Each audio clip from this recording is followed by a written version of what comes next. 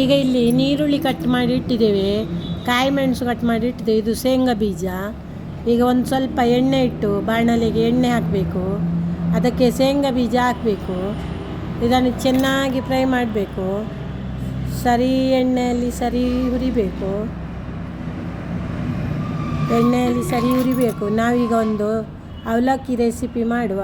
ಬೆಳಗಿನ ತಿಂಡಿಗೆ ಚೆನ್ನಾಗಿ ಫ್ರೈ ಮಾಡಬೇಕು ಶೇಂಗಾ ಬೀಜವನ್ನು. ನೆಲಕಡಲೆ ಇದು ಶೇಂಗಾ ಬೀಜ ಅಂದರೆ. ಇನ್ನು ಫ್ರೈ ಆಯಿತು, ಈಗ ತೆಗೆಯುವ, ಬಟ್ಲಿಗೆ ತೆಗೆದಿಡುವ. ಈಗ ತೆಗೆದಾಯಿತು.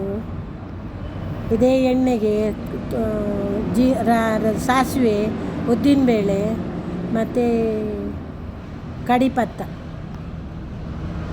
ಬೇವರೆ ಸೊಪ್ಪು ಹಾಕಬೇಕು. ಬೇವರೆ ಸೊಪ್ಪು ಹಾಕಿ ಕಾಯಿ ಮೆಣಸು ಹಾಕಿ ತಿರುಗಿಸ್ಬೇಕು.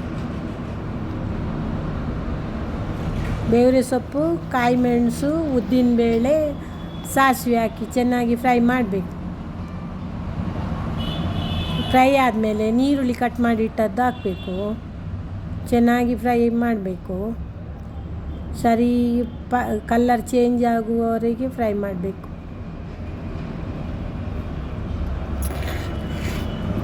ಫ್ರೈ ಮಾಡ್ತಾರೆ. ಈಗ ಸ್ವಲ್ಪ ಹಳದಿ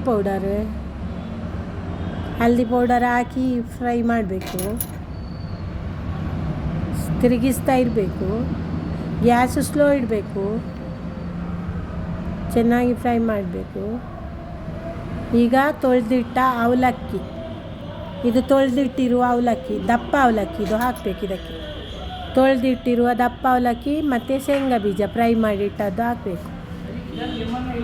ಚೆನ್ನಾಗಿ ತಿರುಗಿಸ್ಬೇಕು. ಎಲ್ಲ ಚೆನ್ನಾಗಿ ಮಿಕ್ಸ್ ಮಾಡಬೇಕು. ಈಗ ಸ್ವಲ್ಪ ಸಕ್ಕರೆ, 1-2 ಚಮಚ ಸಕ್ಕರೆ ಹಾಕಬೇಕು. 1 ಚಮಚ ಉಪ್ಪು ಹಾಕಬೇಕು.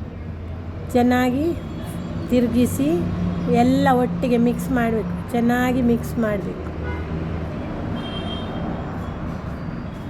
ಮಿಕ್ಸ್ ಮಾಡ್ತಾ ಇರಬೇಕು, ಇಲ್ಲದಿದ್ದರೆ ತಳ ಹಿಡಿತದೆ. ಸ್ವಲ್ಪ ಗ್ಯಾಸ್ ಸ್ಲೋ ಇಡಬೇಕು. ಗ್ಯಾಸ್ ಸ್ಲೋ ಇಟ್ಟು ಚೆನ್ನಾಗಿ ಮಿಕ್ಸ್ ಮಾಡ್ತಾ ಇರಬೇಕು.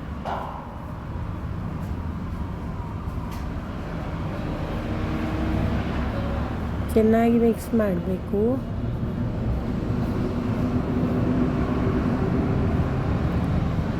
ಮಿಕ್ಸ್ ಆದಮೇಲೆ ಉಪ್ಪು ಸರಿಯಾಗಿದೆಯಾ ನೋಡಿ, ಕಮ್ಮಿ ಇದ್ದರೆ ಚೂರು ಹಾಕಬೇಕು. ಮತ್ತೆ ಚೆನ್ನಾಗಿ ಮಿಕ್ಸ್ ಮಾಡಬೇಕು.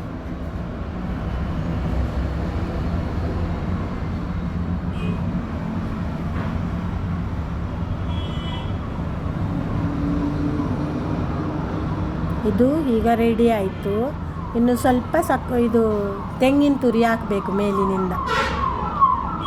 ಮೇಲಿನಿಂದ ತೆಂಗಿನ ತುರಿ ಹಾಕಿ ಚೆನ್ನಾಗಿ ಮಿಕ್ಸ್ ಮಾಡಬೇಕು.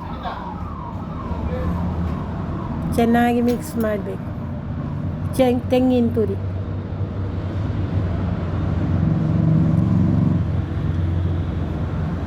ಒಂದು ಹೋಳು ತೆಂಗಿನಕಾಯಿ ಸಾಕು. ಚೆನ್ನಾಗಿ ಹಾಕಿ ಚೆನ್ನಾಗಿ ಮಿಕ್ಸ್ ಮಾಡಬೇಕು. ಇವಾಗ ಬೆಳಗಿನ ತಿಂಡಿಗೆ ಅವಲಕ್ಕಿ ರೆಸಿಪಿ ರೆಡಿ.